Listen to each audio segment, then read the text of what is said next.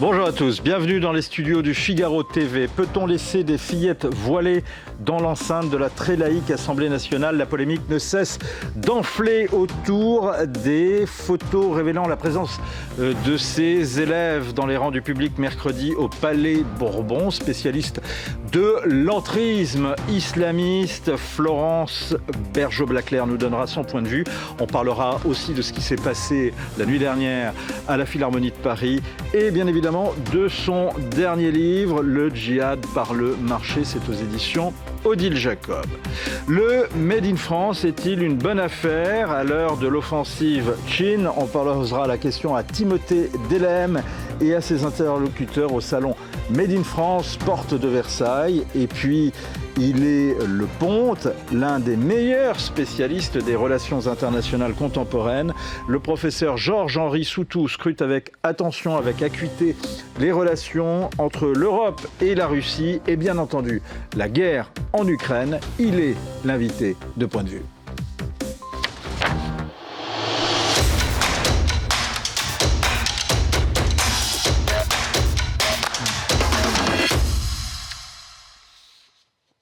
Alors, avant de voir avec Florence Bergeau-Blaclair justement les derniers développements de l'actualité, en particulier ce qui s'est passé à la Philharmonie de Paris, on va tout de suite aller porte de Versailles. On va retrouver Timothée Delem, puisque depuis 24 heures se tient le salon Made in France.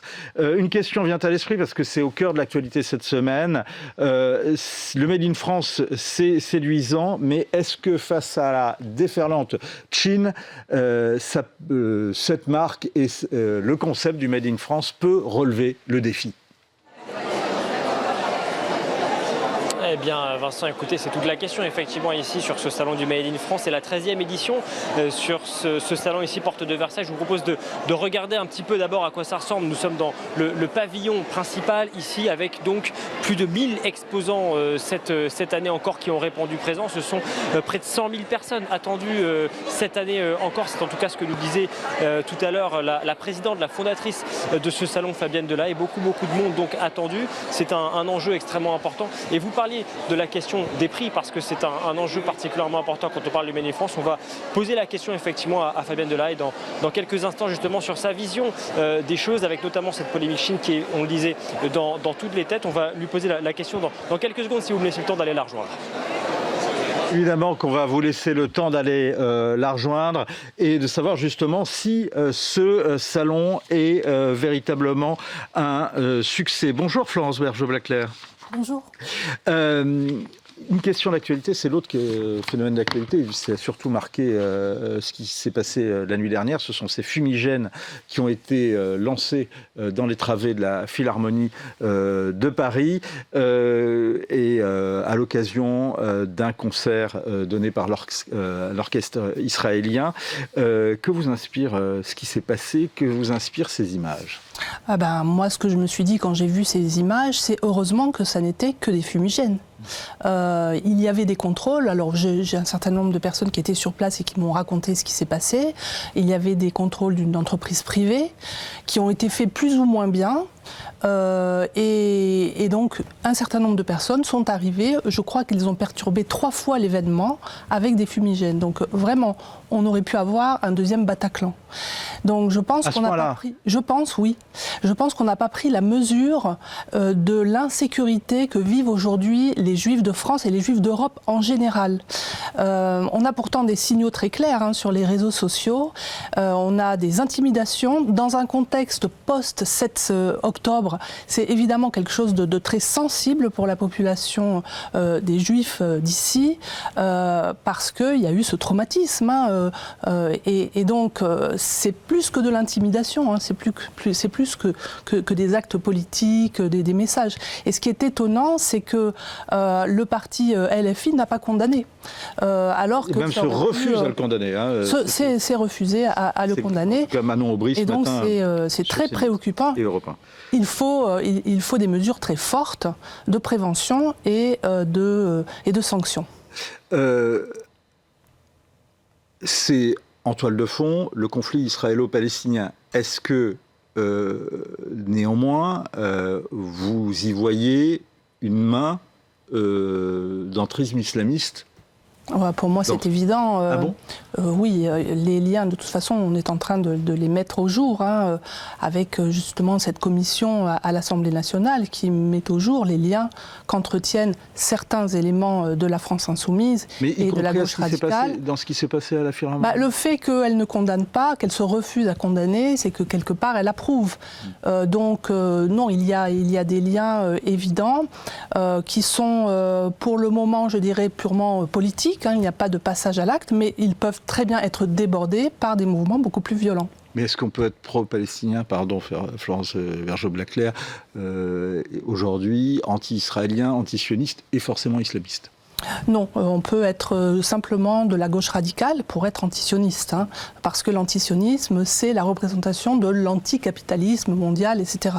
Donc il y a une alliance entre les islamistes et la gauche radicale autour de l'antisémitisme, les uns parce qu'ils sont des capitalistes, enfin c'est l'image qu'ils en donnent, les autres parce qu'ils sont des juifs, et qu'ils sont donc des alliés d'Israël, et qu'Israël, il faut supprimer ce pays, il faut éradiquer ce pays, c'est très très clair dans les propos du Hamas. Dans l'actualité également, cette semaine, l'attaque à Oléron, 35 minutes d'attaque avec plusieurs blessés, dont 2 dans un état grave. Que vous inspire le profil et les propos de l'assaillant de Saint-Pierre-d'Oléron? Bien sûr, il faudrait connaître exactement ce qui s'est passé, mais ce qu'on en sait, c'est qu'il avait installé des bonbonnes dans sa voiture, qu'il avait un grand couteau, qu'il a crié « Allahu Akbar », qui est un signe... Donc ça, ce sont les premiers éléments. Au-delà de ça, ce qu'on apprend également, c'est que là, ce n'est pas quelqu'un qui est issu de l'immigration, il est originaire de Dordogne. Il n'est pas nécessaire d'être issu de l'immigration pour adopter l'idéologie djihadiste. Il y avait les frères Klein, par exemple, qui n'étaient pas issus de l'immigration. Donc je crois qu'il faut... Il faut constater que par rapport à des actes comme ça, on est en train de reculer, tout simplement. On considère que ce n'est pas un acte terroriste. Alors, est-ce que vous attribuez le fait... Pour vous, est-ce qu'il y a recul quand le parquet national antiterroriste refuse de se saisir, pour l'instant, de l'enquête? Oui, pour l'instant, on verra. Là, vous me posez des questions sur un dossier que je ne connais pas bien et je ne suis pas une juriste. Mais ça donne un peu l'impression d'hésitation. Et ces hésitations, elles font le jeu de ces attaquants, de ces gens qui sont hostiles à la France. Est-ce qu'il n'est pas normal qu'il y ait des hésitations, enfin en tous les cas, dans un état de droit, qu'on puisse... Oui, mais c'est normal que la justice prenne son temps. Mais d'emblée dire ça n'est pas un acte terroriste, si c'est un acte terroriste, qu'il soit islamiste ou pas, ça c'est la question qu'on peut poser. Mais qu'il vise à créer de la terreur, ça me semble assez évident. Il y a une autre image de la semaine, c'est une photo, ce sont ces fillettes voilées à l'Assemblée nationale. Vous parliez de la France insoumise, justement. Ces photos ont suscité pas mal de polémiques. Et à la France insoumise, on dénonce une polémique infâme. Oui, ça c'est le jeu politique de la France insoumise pour accuser l'extrême droite chaque fois qu'on soulève un problème de laïcité. Alors ici, pourquoi est-ce que des enfants se retrouvent et des enfants voilés se retrouvent à l'Assemblée nationale? On peut quand même se poser la question, donc ça paraît être plutôt une provocation. Donc cette provocation, elle entraîne la critique et la critique entraîne une autre critique. Voilà, on est dans ce jeu politique et c'est dommage. Parce qu'effectivement, ce qu'on a vu là, c'est grave. C'est-à-dire que les enfants, pour moi, c'est clair, il faudrait interdire le voilement des enfants, des moins de 18 ans. C'est un acte politique et donc il faut l'interdire. Ça fait partie d'un ensemble qu'on appelle l'islamisation ou la halalisation, on en parlera peut-être tout à l'heure, qui est la progression donc d'un islam politique, du frérisme en particulier, dans la société française. Et ça n'est pas d'ailleurs qu'en France, c'est dans toute l'Europe. Vous voyez dans cette présence à l'Assemblée nationale une provocation. Pourquoi exactement? Pour nous habituer en fait à cette présence. C'est comme ça qu'ils avancent d'une certaine manière. Ces militants de l'islam politique, ils regardent ce qu'ils font, ils provoquent, ils regardent si ça provoque pas de scandale, si ça ne fait rien, ils avancent un peu. Et c'est de cette manière-là qu'ils ont avancé depuis l'affaire de Creil, des foulards de Creil en 1989. Ils ont toujours fait comme ça. Et plus nous habituons, moins nous réagissons et plus ils avancent. C'est-à-dire que là, ce qu'on dit sur cette affaire, c'est que pour l'instant, juridiquement, rien n'interdit à ce que des personnes voilées oui, mais moi, je pense soit présent dans le public de l'Assemblée nationale. En clair, ce n'est pas une atteinte à la laïcité. C'est exactement comme ça que l'islamisme et le frérisme se déploient. D'ailleurs, on l'appelle l'islamisme légaliste. C'est-à-dire qu'il agit à l'intérieur de la loi. Il ne se met pas hors la loi, il est toujours un peu à la limite. Mais il va choquer, il va avancer, c'est sa vision du monde, il va nous habituer et peu à peu notre environnement change. Et c'est ce qui se passe avec le marché halal par exemple. Ce que vous appelez l'islamisme légaliste, pour être très précis, c'est on reste dans le cadre de la loi, on fait tout ce qu'on peut dans le cadre de la loi, ou on utilise la loi pour pouvoir faire avancer sa cause. On reste dans le cadre de la loi et on la modifie pour faire avancer sa cause. On ne l'utilise pas, on la modifie. Les deux. On l'utilise, on la modifie en l'utilisant elle-même. La loi produit des lois. Et c'est donc un modus operandi complètement différent du djihadisme. Le djihadisme veut instaurer une société islamique tout de suite et donc va détruire son environnement. Le frérisme va plutôt rendre la société charia compatible et nous habituer à sa présence de sorte que, au bout d'un moment, en tout cas c'est ce qu'il vise, nous nous rendions facilement à l'islam, nous nous convertissions. Ce n'est pas une conversion par individu, c'est une conversion par la société, par la culture, par l'économie. Par le soft power. Si on faisait une comparaison avec le Gramsci, avec le marxisme justement, ce que vous êtes en train de décrire de cet islamisme qui fonctionne par la charia compatibilité, c'est Gramsci par rapport à Lénine finalement. Oui, avec par contre une tradition multiséculaire, religieuse, qui gère à la fois le monde d'ici et le monde de l'au-delà. Donc c'est très puissant. Quel est le poids oui, il y a une autre polémique, mais qui fait le lien avec votre livre, qui était en début de semaine, les rumeurs web sur un passage de McDo au halal. L'enseigne a démenti avoir communiqué sur le sujet. C'est vrai, c'est fake ? Je ne sais pas. J'ai entendu donc la conversion de 6 ou 7 restaurants du restaurant Five Guys de fast-food. Ça, c'est tout à fait officiel. Donc ça consiste effectivement à convertir le lieu. Alors même s'ils disent le restaurant n'est pas halal parce qu'on va quand même conserver le bacon, mais on le cuira à part. Donc un petit peu comme si on purifie l'environnement et on va faire en sorte que les choses qui sont illicites, impures, comme le bacon, soient cuits à part avec des ustensiles bien mis à part. Donc vous voyez bien que c'est une façon en fait de rendre le lieu licite une fois qu'on l'a déclaré illicite. Et c'est toute la dynamique du marché halal. Quand on regarde ses origines, c'est un marché qui est né dans les années 1980, de la rencontre des islamistes et du capitalisme, avec l'idée, alors d'abord c'est un abattage rituel qui n'est pas une tradition importée, c'est l'islamisation d'un abattage industriel. Voilà ce qu'est le halal. Et ça arrive dans les années 1980. Pour la petite anecdote, je ne sais pas si c'en est une, l'ayatollah Khomeini déclare que la viande, dès qu'il arrive au pouvoir, déclare que la viande importée des pays occidentaux est illicite et annule donc tous les importations. Et puis évidemment, ça crée des tas de problèmes d'approvisionnement à Téhéran. Donc il va changer son fusil d'épaule et il va finalement envoyer des mollahs dans les pays d'exportation, dans les abattoirs. Et ces mollahs vont mettre en place un système qu'ils vont appeler halal, d'abattage rituel. Donc ils vont regarder. Mais qu'est-ce qu'il y a de spécifique justement dans l'abattage halal ? Alors, aujourd'hui, l'abattage halal se fait sans étourdissement préalable. C'est-à-dire que c'est un abattage conventionnel, comme les autres, mais qui peut déroger, et qui déroge de fait, à l'étourdissement. C'est cette opération qui permet d'immobiliser... Donc, qui est plus cruelle pour les animaux. Voilà, parce que cette opération permet d'immobiliser et d'insensibiliser l'animal. Donc, il y a un supplément de souffrance animale. Et il n'y a pas que ça, il y a aussi la possibilité de déroger à l'obligation d'une saignée qui ne touche pas l'œsophage, de façon à ce qu'il n'y ait pas de contamination. Donc il y a un risque supplémentaire, pas énorme, mais qui existe, de contamination par l'intérieur de l'œsophage. Le halal, c'est pas simplement, c'est ce que vous expliquez, c'est pas simplement ces méthodes d'abattage, c'est pas simplement de ne pas manger de porc, ça peut être beaucoup plus global. C'est beaucoup plus large. Le marché halal aujourd'hui concerne tous les produits alimentaires, les produits cosmétiques, les produits ménagers, les voyages halal, le tourisme halal, on fait même de l'eau halal, on fait même des médias halal. Voilà, c'est l'idée, c'est de donner aux musulmans J'ai vu ça. un espace normatif halal pur dans lequel ils ne se posent aucune question, dans lequel ils n'ont plus aucun scrupule. En quoi Agi+ est un média halal ? Pour moi, Agi+ peut être considéré... web social social vidéo d'Al Jazeera. Voilà. Donc Agi+, très puissante sur les réseaux sociaux.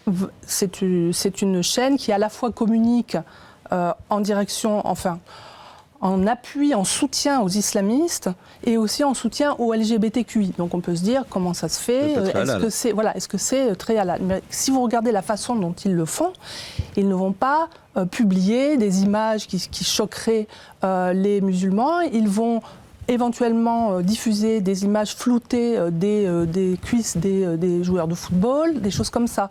C'est ça.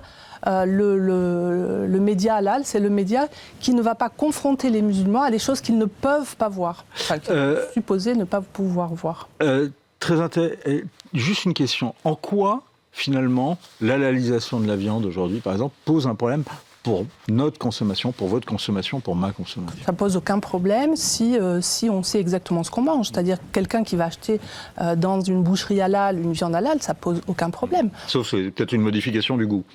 Peut-être pour eux, mais je veux dire, ça c'est votre choix de consommateur. Le problème, c'est quand le halal n'est pas l'objet d'une traçabilité, quand on ne sait pas exactement ce qu'on mange. Et c'est vrai que ça pose des problèmes sanitaires. Ça peut aussi poser des problèmes sanitaires, comme je l'ai dit, mais qui sont marginaux, mais qui existent, qui ne sont pas différents. Et puis après, il y a la question de la certification. Qui paye pour la certification? Donc, il y a tout un business, justement, de la certification. Donc le halal, tout un marché de certification. Quand il s'agit de viande halal, ça ne pose pas de problème. C'est l'extension. Et le livre parle surtout de ça. C'est-à-dire l'extension et comment ça va transformer nos sociétés. Alors, il y a deux choses qui sont très intéressantes. Il y a plein de choses qui sont très intéressantes dans votre livre. Et il y a une chose, vous dites que l'ultralibéralisme, vous l'avez dit, n'est pas haram, il est tout à fait halal. En tout cas, il est complice, il est l'interlocuteur premier des islamistes. C'est eux qui vont faire marcher la machine industrielle sur les instructions des islamistes. Le marché halal, écrivez-vous, au-delà de sa dimension économique, peut fonctionner comme un puissant instrument d'islamisation de la culture. Oui, en fait, halalisation, c'est quoi halalisation? C'est on va déclarer que quelque chose est illicite et on va mettre quelque chose de licite. C'est en fait instaurer une loi islamique dans un espace. L'islam, comme le christianisme, sont des religions universelles prosélytes. L'islam, le christianisme est une religion de foi, l'islam est une religion de loi. Et donc pour instaurer l'islam dans un système social, il faut imposer ces lois. Et ces lois, c'est le halal et le haram. En tout cas, du point de vue des fondamentalistes et en particulier des fréristes. Donc, transformer l'espace, la culture, les lieux, en quelque chose qui soit charia compatible, c'est permettre aux musulmans d'y être et de se déployer. C'est d'imposer par ces critères économiques, finalement, un logiciel, une façon de voir, une façon de vivre. Oui, c'est ça. Islamiste. Et arriver à persuader les musulmans qui ne peuvent pas vivre dans le haram. C'est-à-dire qu'il faut qu'ils vivent. Et donc, c'est un obstacle à l'intégration. Ah, bien sûr, oui. Il y a un point très intéressant, c'est que vous pointez le rôle des femmes dans la propagation de ce halal. Oui, pourquoi pas. Pourquoi est-ce que les femmes ne voudraient pas... il convient que les femmes, dans les milieux fréristes, soient celles qui éduquent les enfants. Et donc, il y a une grande attention à leur éducation pour qu'elles puissent transmettre cette idée du licite et de l'illicite. Et ça se fait par la nourriture dès le début. C'est-à-dire qu'on a maintenant des petits pots de bébés halal. Il y a des controverses par rapport aujourd'hui à cette halalisation quand même.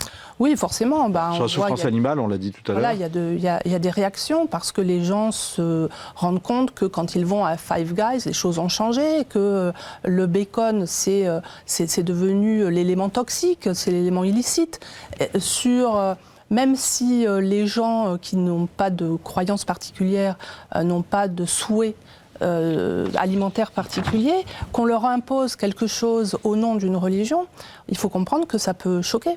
Même si les gens n'appartiennent pas à des religions, ils ont l'idée du symbole, ils ont l'idée de ce que ça veut dire, le pur et l'impur. Notre société chrétienne, judéo-chrétienne, n'a plus cette distinction du pur et de l'impur. Donc l'imposer aujourd'hui, c'est vraiment changer les règles du jeu. Est-ce que ce mouvement est irréversible, Florence Bergeaud-Blaclair ? Oui, je le pense, mais c'est un mouvement qui s'est installé. Je ne vois vraiment pas comment on pourrait l'arrêter, sauf à le contenir maintenant. Comment ? À certains secteurs, c'est-à-dire oui, l'alimentation, mais au-delà, il faut s'interroger si c'est nécessaire. Et peut-être que les entreprises, parce qu'aujourd'hui, le halal est fabriqué par des entreprises conventionnelles, c'est ça qu'il faut bien comprendre. Les musulmans n'interviennent qu'au moment de l'accréditation ou de la certification. Donc si la machine industrielle s'arrête et dire bah non, moi je ne veux plus travailler dans ce sens-là, le marché halal va se réduire. Alors on ne va pas dans cette direction puisqu'il est mondialisé, mais si on veut effectivement limiter cette propagation d'un monde qui différencie le pur de l'impur, il nous faut effectivement faire prendre conscience à nos entreprises que ce n'est pas une bonne idée de se lancer dans ce business-là, et au nom de la responsabilité sociale des entreprises. Le djihad par le marché, le nouveau livre de Florence Bergeaud-Blaclair est passionnant et on y apprend plein de choses. Il est à lire, absolument à lire, et c'est aux éditions Odile Jacob, comment l'islam radical s'empare du marché halal. Merci beaucoup. On va s'intéresser à un autre marché maintenant, c'est celui du Made in France. Ça fait plusieurs années maintenant que ce salon se tient porte de Versailles et c'est là que se trouve Timothée Delem. Une question d'ailleurs qu'on se pose, Timothée, c'est est-ce qu'il y a beaucoup d'affluence ?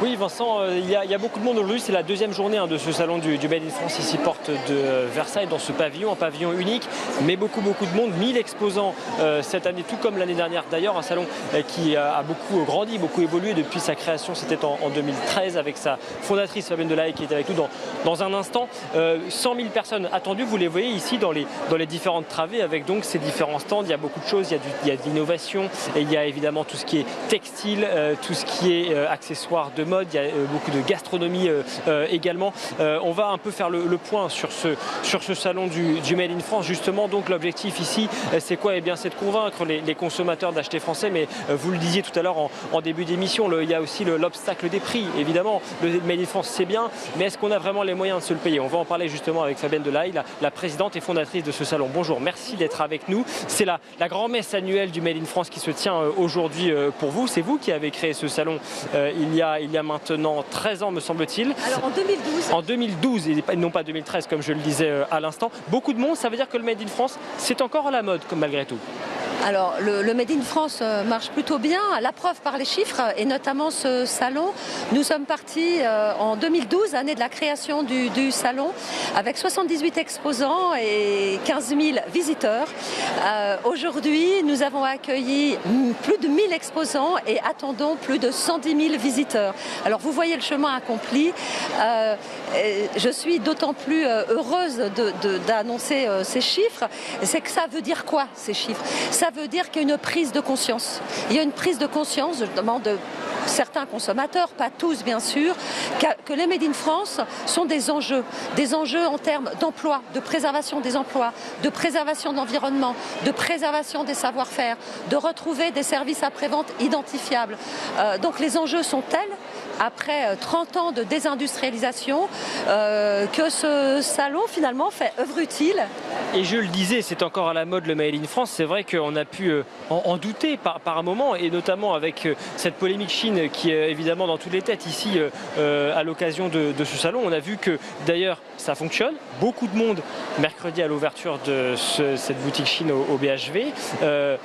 Il y a quand même un paradoxe parce que le Made in France, c'est très à la mode dans l'esprit. On se dit oui, c'est bien de produire local, de produire français, et en même temps on voit que, pour prendre l'exemple de Chine, eh bien, c'est quelque chose qui attire beaucoup les gens également. Alors, c'est la problématique des prix qui Cela étant, ici, les plus de 110 000 visiteurs, il faut savoir que 95% des visiteurs qui sont sur le salon achètent. C'est-à-dire, c'est assez intéressant à voir. Plus vous avez des entreprises comme Chine ou autres, hein, ils ne sont pas seuls, et donc des consommateurs, qui donc achètent dans des conditions, je reparlerai des conditions environnementales, sanitaires, etc. Mais plus vous avez des consommateurs qui vont acheter des produits à bas coût, plus vous en avez d'autres qui veulent justement acheter de façon beaucoup plus responsable. Parce que vous parliez de Chine, qu'est-ce qui se passe ? On n'est pas des ayatollahs du Made in France, mais qu'est-ce qui se passe? Et d'ailleurs, je pense que tous les exposants qui fabriquent en France diraient la même chose. On veut quoi, nous? On veut simplement que les normes que nos entreprises doivent respecter, des normes environnementales, sanitaires, salariales, sociales, qu'on oblige, qui sont contraignantes pour nos entreprises qui fabriquent sur le territoire. Ce qu'on demande, c'est de ne pas pouvoir importer des produits qui ne respectent mais aucune de ces normes. C'est le cas de Chine aujourd'hui. Vous dites qu'il y a une concurrence totalement déloyale de la part de Chine en France. Est-ce qu'il faudrait par exemple interdire Chine de produire, enfin de vendre en tout cas en France? Moi, d'une façon générale, je ne suis pas pour les interdictions, mais je suis pour le respect des lois et des normes. Et qu'on parle souvent de libre-échange. On est tous pour la liberté et l'échange. Mais là, on est au-delà d'une concurrence déloyale. J'ai une image qui me vient en tête. Vous mettez sur un ring de boxe un sportif de 50 kilos, un autre de 100, et vous lui dites maintenant que le meilleur gagne. Est-ce que c'est équitable? Non, c'est frappé au coin du bon sens. On ne peut pas accepter sur le territoire des produits qui ne respectent pas les normes que nous imposons à nos entreprises. Et d'ailleurs, on a vu il y a quelques mois la problématique des agriculteurs. Ils sont exactement sur cette même problématique. Cette polémique Chine qui arrive en plein salon du Made in France, juste avant l'ouverture de ce salon, vous qui êtes encore une fois vraiment une ambassadrice du Made in France, ça vous a mis en colère ou ça a renforcé votre détermination? Les deux, mon général. Ce qui met en colère, là encore, c'est, je le dirai jamais assez, de ne pas respecter les règles que nous imposons à notre entreprise. Après, à nous aussi d'en parler, de lutter, de continuer avec ce salon. Moi, j'ai organisé ce salon justement pour faire la promotion d'entreprises qui fabriquent en France. Parce qu'on parle beaucoup des retraites, par exemple, aujourd'hui. Mais sur quelle base est fondé notre système de retraite? Il est fondé sur les gens qui travaillent et sur la productivité, c'est-à-dire ce qu'on produit avec ce travail, la création de richesse. Le problème, c'est qu'on ne produit pas suffisamment en France aujourd'hui. Alors, justement, je continue mon raisonnement. C'est que si on ne produit pas en France, si on ne consomme pas Made in France, vous n'aurez même plus les moyens d'acheter un t-shirt 5 €. Parce que pour continuer pour que notre système de retraite par répartition puisse continuer, on doit... Puisque je vous parlais de la base. Pardon, comme vous m'avez interrompu, j'ai du mal à prendre mon raisonnement. Je vous en prie, vous parliez donc sur les retraites. Arrêtez. Voilà, notre système de retraite, étant donné qu'il est fondé sur la masse salariale et la productivité, à partir du moment où vous désindustrialisez, vous n'avez plus d'emploi, les usines ferment. Or, à partir du moment où vous n'avez plus d'emploi, vous ne pouvez pas, vous vous appauvrissez. Regardez les territoires anciennement industrialisés qui étaient riches, qui pourvoyaient des emplois, qui aujourd'hui se sont appauvris. Et donc, vous payez 5 € un t-shirt ou 10, enfin je ne sais pas, et vous appauvrissez le pays. Et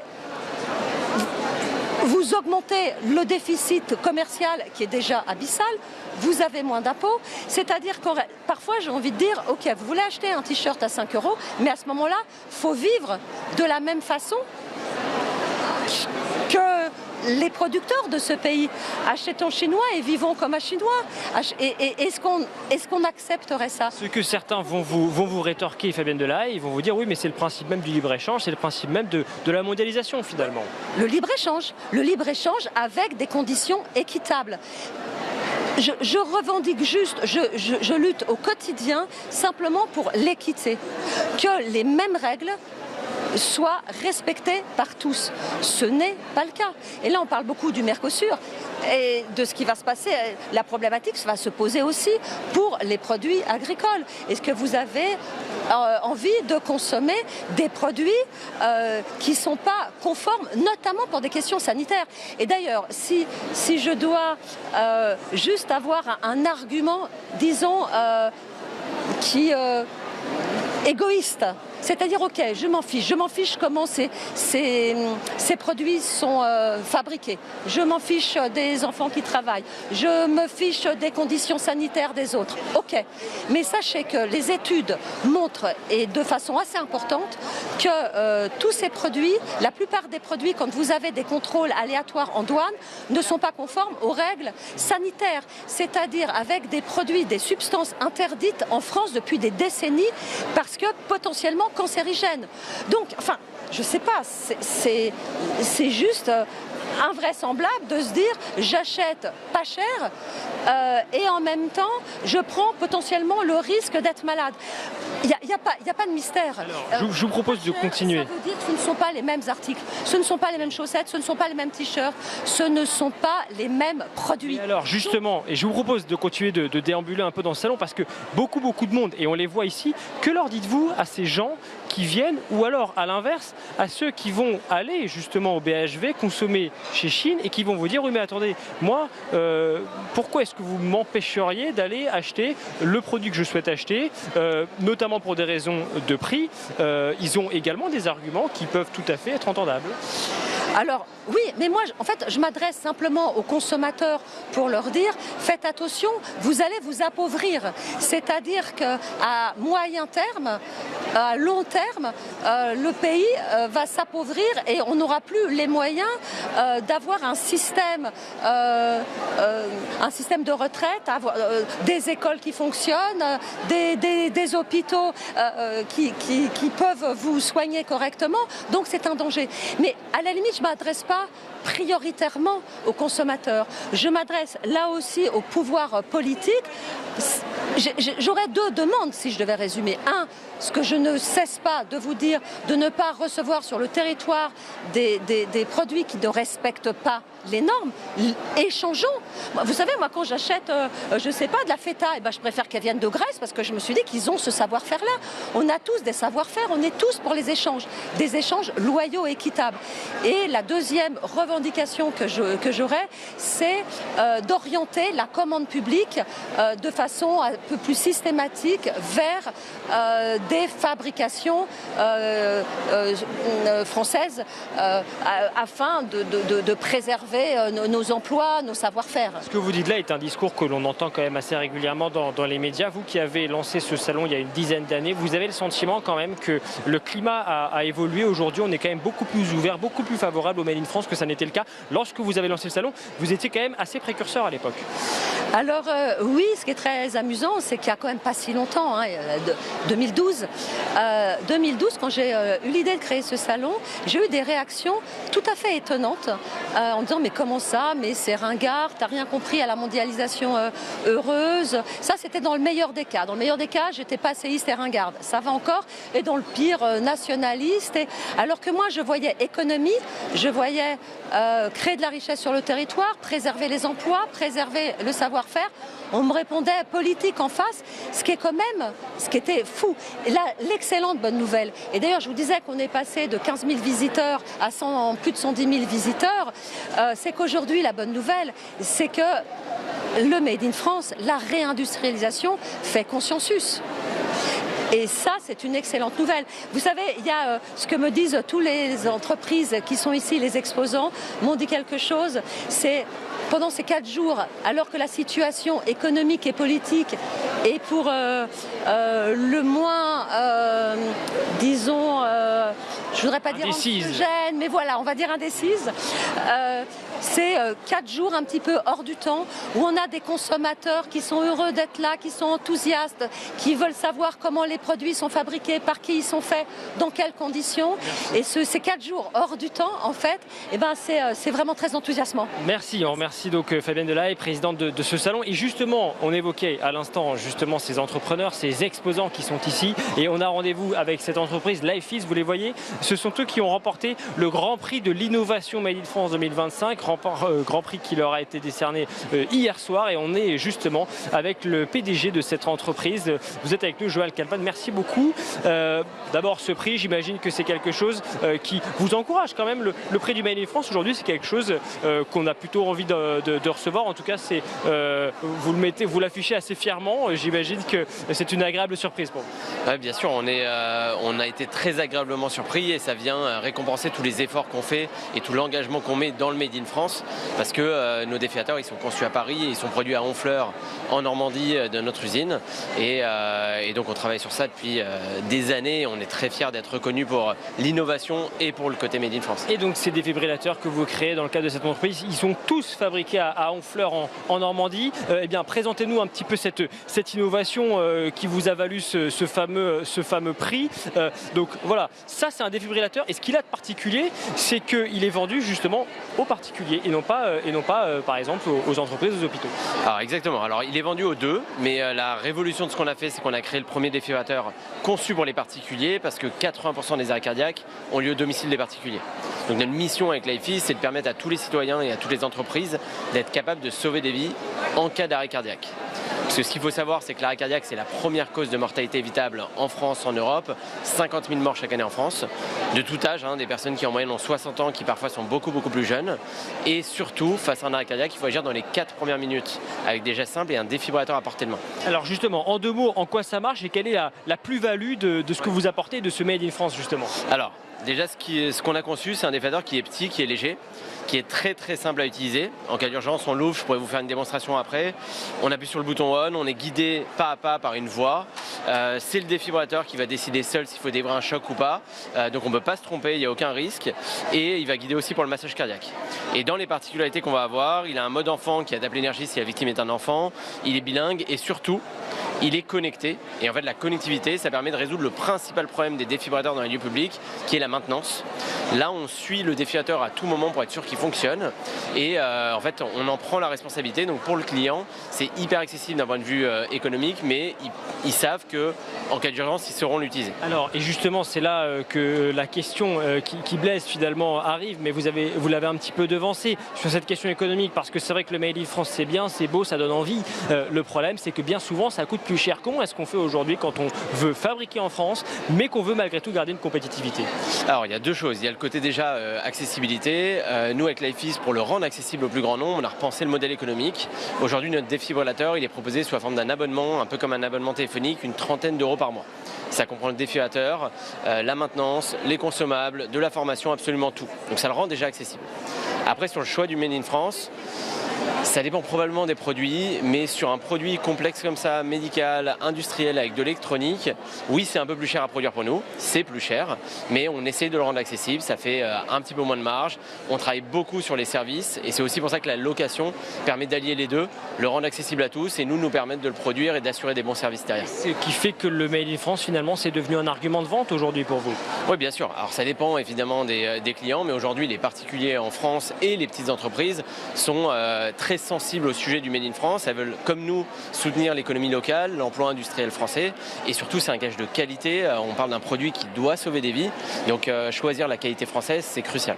Merci Joël Calvan, merci beaucoup. Donc ce défibrillateur Lifeease fabriqué en France à Honfleur. Combien par an vous en fabriquez? Alors aujourd'hui on a 25 000 clients, des familles et des entreprises qui sont équipées, on a 94 vies qui ont déjà été sauvées, et on est en très forte croissance. Une croissance en tout cas qu'on ne peut qu'encourager donc dans le cadre de ce salon du Made in France. Merci beaucoup, voilà Vincent, donc pour cette entreprise Lifeease qui produit des défibrillateurs, mais il y en a énormément d'autres. Je vous parlais tout à l'heure, la cosmétique, de la gastronomie, de la mode, des accessoires, du prêt-à-porter, énormément d'éléments ici, plus de 1000 exposants sur ce salon ici porte de Versailles à Paris.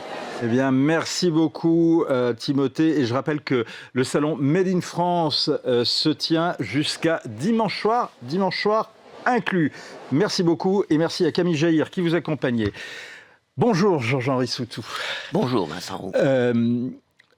Il y a une question, puisque justement je voyais ce salon Made in France avec tous les produits français qui sont exposés. Vous abordez dans votre dernier livre, on va parler d'un tout autre sujet, la question des sanctions internationales.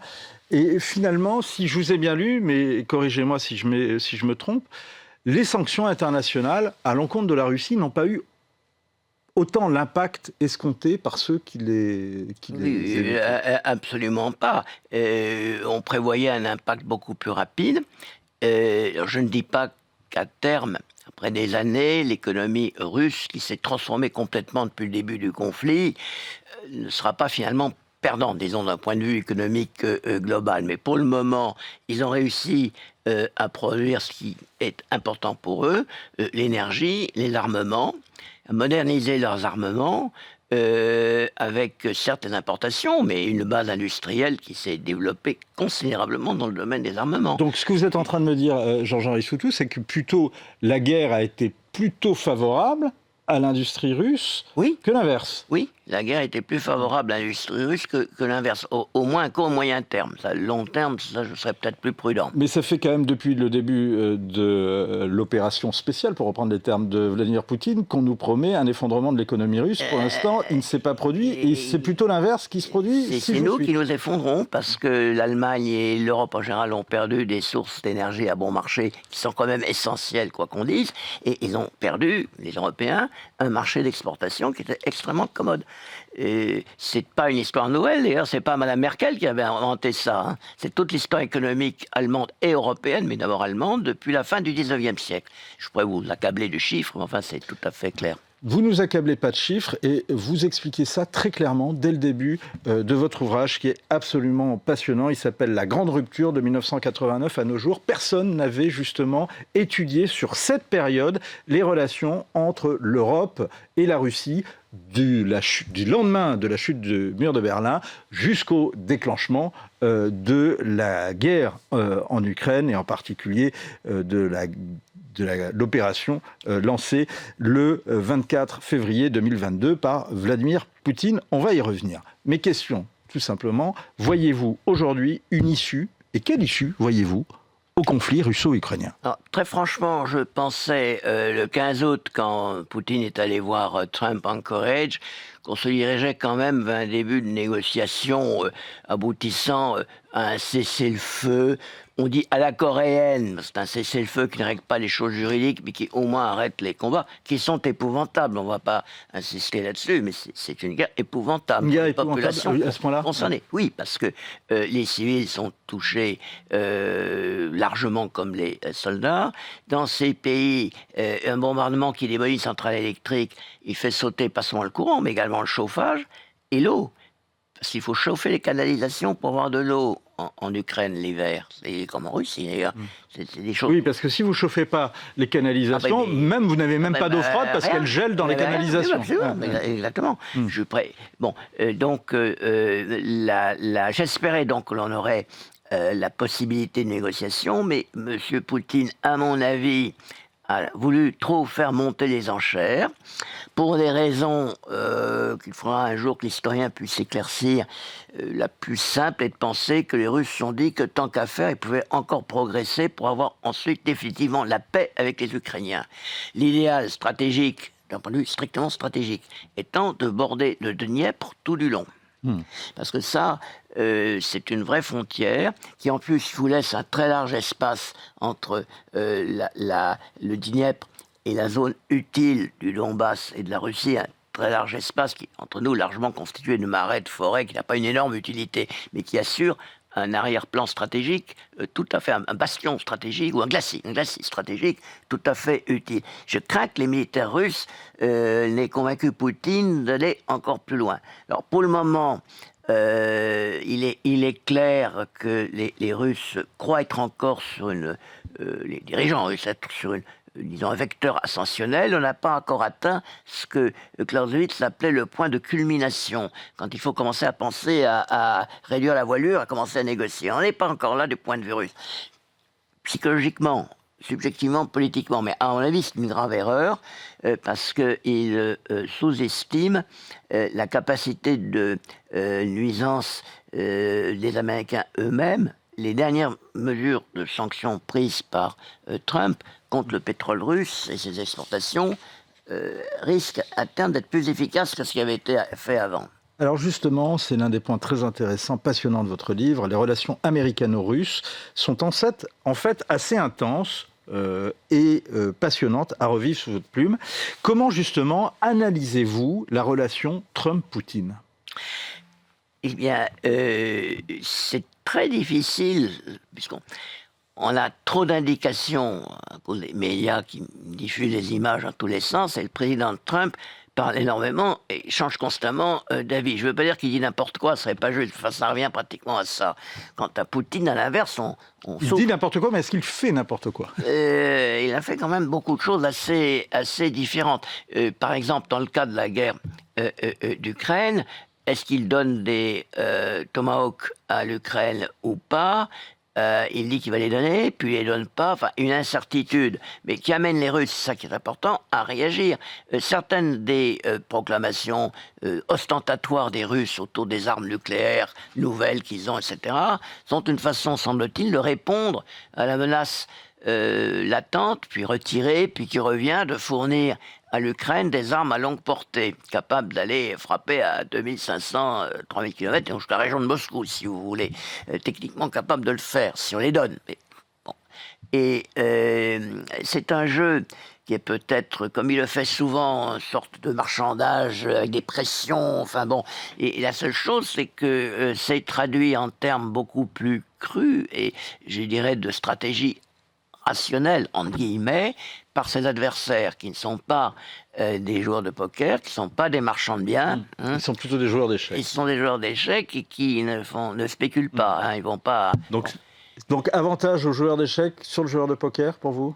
Ah, moi, traditionnellement, oui, mais l'histoire montre que c'est parfois le joueur d'échecs qui gagne. Le joueur de poker qui gagne. On peut imaginer que c'est le pari de Donald Trump.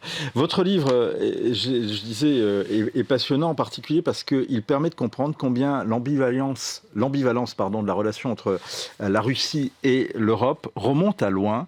Dès le XVIIIe siècle, écrivez-vous, la place de la Russie en Europe a toujours fait débat, aussi bien côté européen que côté russe. Oui, c'est tout à fait. La question de savoir si la Russie est un pays, entre guillemets, européen, au sens large du terme, ou si elle est d'une nature différente, se pose aussi bien en Russie traditionnellement entre les occidentalistes, comme ils disent, depuis le XVIIe siècle, le XVIIIe, XIXe siècle, partisans d'un rapprochement systématique vers l'Europe, ou les slavophiles, qui eux, au contraire, affirment l'identité spécifique orthodoxe et slave de la Russie. Même débat en Europe occidentale. Même débat en Europe occidentale. Sur la Russie, Poutine est-il occidentaliste ou slavophile ? Poutine, il est officiellement eurasiatique. Encore autre chose, c'est une idéologie qui a existé à partir des années 20 en Union soviétique déjà, à l'époque, qui consistait à... C'est une façon pour les nationalistes russes non marxistes au départ de se rapprocher un peu du régime, discrètement en disant il y a une spécificité, la Russie n'est pas européenne, elle est eurasiatique. C'est-à-dire qu'elle a son champ, à 8000 km. Géographiquement, c'est voilà. Et il y a des auteurs russes, Douguine, peut-être Karaganov aussi, un petit peu moins, qui affirment cette idéologie eurasiatique.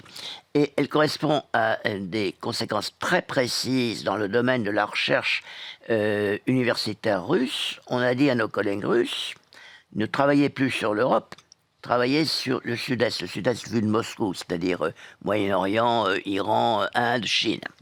Ça, c'est une orientation, pour quelqu'un de ma génération, était impensable. Et ça, c'est l'orientation de Poutine aujourd'hui ? Officiellement, oui, c'est ce que dit l'Académie des sciences de la Fédération de Russie. Et réellement, du point de vue de l'historien ? Du point de vue de l'historien, il a quand même, je tire les conclusions, il a réussi à défaire l'œuvre de Pierre le Grand et de Staline, c'est-à-dire qu'il a mis la Suède et la Finlande, qui étaient toujours restées très prudentes, totalement du côté occidental et dans l'OTAN. Il risque de perdre, en cas de tension, le contrôle de la Baltique. Je pense qu'à cause de cette politique, l'enclave russe de Kaliningrad, à terme, est menacée. D'un point de vue russe, je place ça au point de vue russe. D'autre part, il réoriente la vie culturelle, la vie économique, etc., de la Russie dans des zones tout à fait différentes. Et enfin, je pense que c'est un jour, mais là je m'adresse au long terme, c'est ce que peut-être un jour les Russes lui reprocheront, il met progressivement la Russie forcément dans les mains de Pékin. Ce qui est une hantise pour les Russes depuis toujours. Voilà. Pourquoi ? À cause de la population, 1,3 milliard au moins de Chinois, très peu de Russes, 140 millions à peu près, très peu en Asie, du côté de l'extrême-orient russe, l'espace d'Vladivostok, etc. On voit déjà les populations chinoises qui commencent à arriver, avec toutes les conséquences qu'on peut redouter. Mais vous pensez que des Chinois habitant le sud-est ou le sud-ouest de la Chine iraient migrer pour habiter en Sibérie et aller se refroidir en Sibérie ? Il y a des Chinois en Mongolie, il y a des Chinois en Mandchourie, il y a des Chinois qui sont habitués à ce genre de climat. Qui ont besoin d'espace, qui ont besoin de terre. Pour passer le fleuve Amour. Voilà. Pensez-vous qu'un cessez-le-feu en Ukraine pourrait entraîner la chute de Poutine ? Alors, très franchement, je ne le pense pas. Je pense que ça pourrait même le conforter. Mais ça, je regarde une boule de cristal. Mais je ne pense pas... je vais peut-être répondre à votre question. Si Poutine... Autrement, si Poutine meurt dans un accident d'avion, ça peut arriver. Hein, bon, c'est arrivé à Prigogine. Non, mais un vrai accident d'avion, ça peut arriver, même un vrai. Ça, c'est pas exclu. Mais il meurt dans un accident d'avion, son successeur, à mon avis, suivrait la même politique. Actuellement, dans les circonstances actuelles. Au début des années 90, écrivez-vous, il y a eu un moment de rapprochement qu'on n'a pas su et qu'on n'a pas voulu saisir. Mais est-ce que ça n'a même pas été le cas avec Poutine ? Finalement, vous dites Poutine, officiellement, est euro-asiatique aujourd'hui. Enfin, il fait partie du groupe des libéraux, et en tous les cas des proches de Choubaïs et du maire de Saint-Pétersbourg, donc le clan des réformateurs, même des plus réformateurs en Russie quand il arrive au pouvoir en 1999. Alors, dans le domaine qui peut-être davantage le mien, au moment des attentats du World Trade Center en 2001, il propose aux Américains leur aide et il la réalise concrètement en leur permettant d'installer 2 bases de transport et de transit en Asie centrale pour ravitailler les forces américaines en Afghanistan. C'était très précieux pour les États-Unis. Il fait toute une série d'ouverture à ce moment-là.